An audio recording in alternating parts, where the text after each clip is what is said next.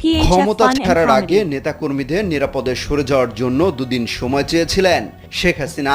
তবে সেনাবাহিনীর পক্ষ থেকে তাকে পদত্যাগের জন্য ৪৫ মিনিট সময় দেওয়া হয়। এরপরই বঙ্গভবনে গিয়ে রাষ্ট্রপতির কাছে পদত্যাগপত্র পেশ করেন সাবেক প্রধানমন্ত্রী। সেখান থেকেই ছোট বোন শেখ রেহানাকে নিয়ে একটি সামরিক উড়োজাহাজে করে দেশ ছাড়েন তিনি।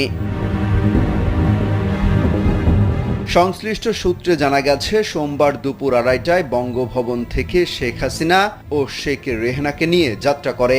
দুই বোনকে বহনকারী সামরিক যানটির চালক ছিলেন বিমান বাহিনীর এয়ার কমডোর আব্বাস।